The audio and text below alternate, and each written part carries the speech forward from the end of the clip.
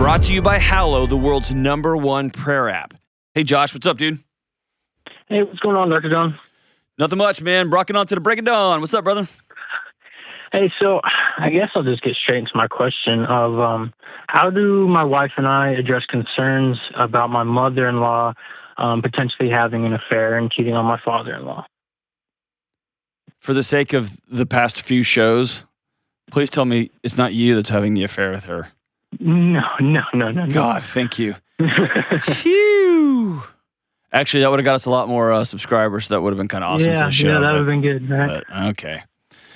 All right, so tell me more.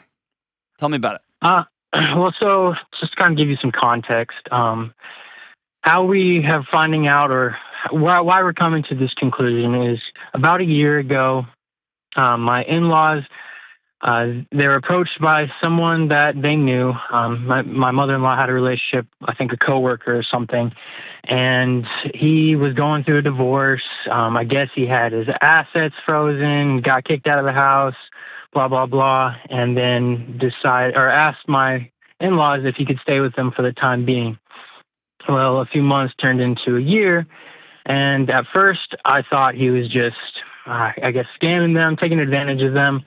Because the stories so my mother-in-law and my wife, they both have had a good relationship, and so they talk all the time. And overhearing these conversations, I at first thought this guy that was staying with them was just taking advantage of them. But the stories that my mother-in-law kept saying and kept, relaying to us, now I'm starting to feel like she's covering for him because they're getting emotionally involved. If you like pina coladas, huh? I get it. So, that's a pretty far leap from, hey, this family friend is going through a divorce, I'm going to crash there for a little while, to, man, that's turned into a year, to, I think my mother-in-law's having an affair. At worst, a physical affair. At best, an emotional affair. I say this with all due respect, but like, what business is it of yours? So, and that's the thing is, I probably wouldn't care as much, but it's clearly having an effect on my wife, who's starting to realize it. I think I saw it a lot sooner, saw the writing on the wall. But the other aspect, which makes it difficult and kind of what gives, I guess, us some say-so, is my son. He's 15 months old. He goes and stays there a couple times a week. Absolutely not. No way, no how. Right. And here's why. Not because of the affair, but because the vast majority of abuse, physical and sexual, is done with step-parents or visiting boyfriends kind of thing. Yeah. And I don't know this guy. I don't know anything about this guy. I don't trust this guy. I don't have a relationship with this guy. My kid's not going over there, period, end of story. And that's kind of the mentality I've had. And good for you. The issue that I'm coming across is my communicating that to my wife. She's again, they had the relationship between my mother-in-law and her have always usually been good. And she's worried by doing that, they're going to burn some bridges and the connection's not going to be there. That's not how it works. The bridge has been burned, but not by y'all. Y'all are responding to a bridge that's on fire, and it was lit on fire by your your in-laws. Yeah. It's they don't get to set fire to a bridge and expect you to walk across it with your precious 15-month-old and then blame you for the singe marks on your clothes. That's not how it works. Yeah. Y'all did not light the fire of this bridge. They did. They torched it. Right. And so, cool, they're allowed to do whatever they want to do. What's going to happen in your house is your wife had a really beautiful picture of her close relationship with her mom, and her mom being the best grandma of all time. And so when it comes to the boundaries, there needs to be a clear boundary. My son, my daughter is not going to stay at a house where there's a strange man living there. Period. End of story. And so y'all get to decide, you want to see your grandkid or you want to keep being a supportive house for this guy. Y'all get to pick. And one of them's going to break my heart. But that's not my job. My job is to protect my kid. And I'm just going to look at the data. My kid's not going over to where strange men are staying, period. Yeah. And you and your wife are going to have to grieve the fact that we thought, our picture for this was going to be so different than what it actually is. And that hurts. That's the worst. Yeah. You keep mentioning that your wife and her mom have this amazing relationship. Right. Has she sat down across the table and looked at your mom and said, at her mom and said, Mom, I think this is starting to feel inappropriate? No. So the relationship, it's not amazing then. Let's stop couching it as that. Because if you can't have that conversation, your relationship's not amazing. Yeah. Yeah. If you can't be honest and you can't be direct and you can't be like, hey, I'm going to put all this on the table because here's what I'm seeing. If you can't do that, then it's not a relationship. There's some transactions happening. There's some performance happening, right? Well, and we're both guilty of being people pleasers and trying to make sure, our parents on both sides are happy. We're both the oldest. We both have the, this mentality that we got to make sure everybody's taken care of. And sometimes it's at our own expense. And I know that's a difficult thing for her, is to confront her mom, who's been very vocal and pushy in other aspects of our lives. Yeah, that was going to be my question, brother, because this kind of person is not just, pushy and vocal about, I want to see that kid. There's other stuff going on, isn't there? Yeah. Yeah. So the best thing I would tell you is you guys solve for reality sooner rather than later. Okay. And there probably is not going to be some big showdown. There's not going to be some big come to Jesus, some big, that's just not going to happen. Your mother-in-law doesn't care about that kind of stuff. What she cares about is her way. Yeah. Whatever she wants. And so knowing that this isn't a matter of interpretation, this isn't a matter of somebody just doesn't have some info that they need to help make a better decision. You're dealing with somebody who cares about one person, themselves. And if they've invited another man to live in the house, then your father-in-law is participating in this. Yeah. And so, dude, I want to just be away from that mess. And let's say altruistically, let's say your in-laws are amazing people, and they gave shelter to a guy that just got wronged. That's awesome. If that's the case, then if I'm you, I'm going out to have coffee with that dude. And I would look him dead in the eye and say, I don't know you, and I'm not sending my kid over to a place with strange men that I don't know. Yeah. Oh, who do you think you are? I am the father of that kid. That's who I am. And I wouldn't bat an eye. And here's the thing, man. You and your wife, as first kids, as people pleasers, y'all chose to create a human.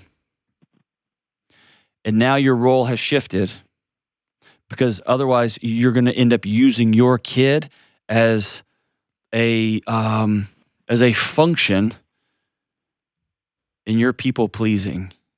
And that's not fair to that baby. Right.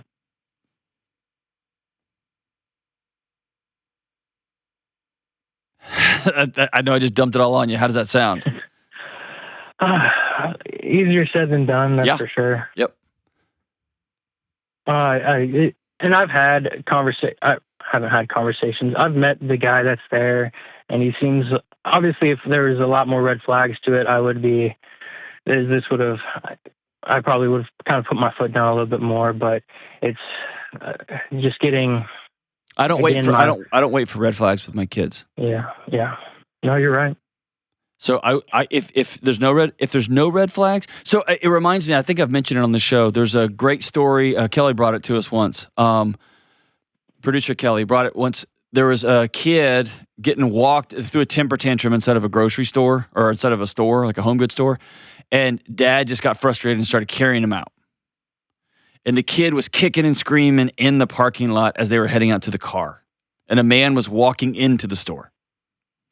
And the man stopped and said, "Is that your kid?" Right? Basically saying, if you've just kidnapped a kid who's screaming and fighting you, I'm intervening right now. Yeah. And ended up, they got all worked out. It was fine. The dad's like, dude, I just got a kid. He's throwing a temper tantrum. It's bananas. But the dad who got stopped in the parking lot ended up circling back and saying how grateful he was that a man took a moment to stop and potentially protect his child. And so if you as a dad, a new dad, practice looking other grown men in the eye, because it's going to happen with a soccer coach, it's going to happen with a teacher, it's going to happen with it's going to be the rest of your life. If you practice walking up and saying, hey, sir, whatever this guy's name, hey, Dan, I'm going to take you out to coffee. What's up? I'm going to take you out to coffee. Hey, this is my son. And I don't want to be weird or anything or hurt your feelings, but all the data says that a lot of challenges come from strange men in the homes that I don't know you that well. If he's a man of high character and integrity, he's going to look at you and say, Dada boy, this is the kind of dad. You're a good man. Let me tell you about myself. Let me tell you what I've been through. When your son's over at this house, I will protect him till the moon and back.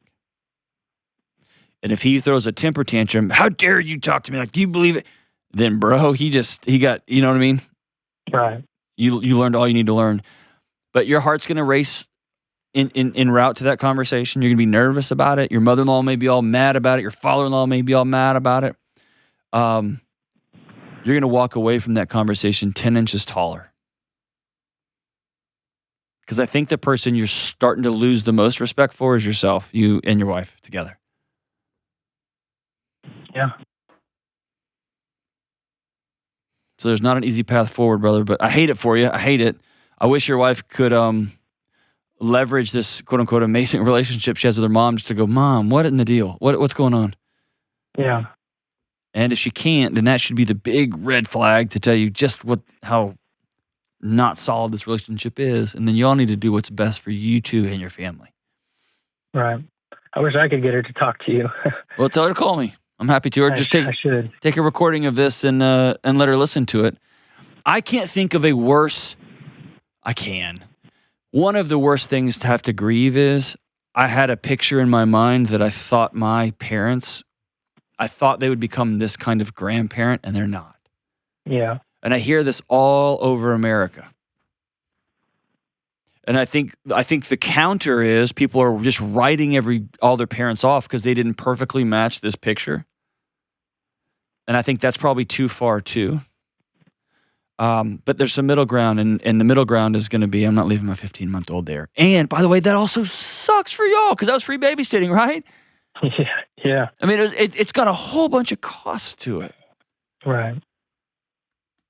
But if my mom is having an affair with a live-in guy that they gave refuge to, and my dad is going along with it, or my mom is a bully and she's a liar and she's making excuses for this guy because she's got emotion because she's using him to prop up gaps in her marriage with the other guy. I don't want my 15-month-old anywhere near any of that mess. And I'll swing in for Thanksgiving and I'll swing in for Christmas, but I don't want anything to do with that mess. And now you and your wife have to live in the ash of what was and what could have been and what we hoped for and what we thought was going to happen. Y'all got to do the hard work of saying, okay, what's Easter going to look like for us this year? What's Christmas going to look like? What's babysitting going to look like? And that's heartbreaking, but it just is. It's just owning and dealing with reality. It's owning and dealing with reality. And I think our entire culture is set up to avoid reality. I'm really proud of you two for having this conversation, for thinking about it, and for wondering what we're going to do.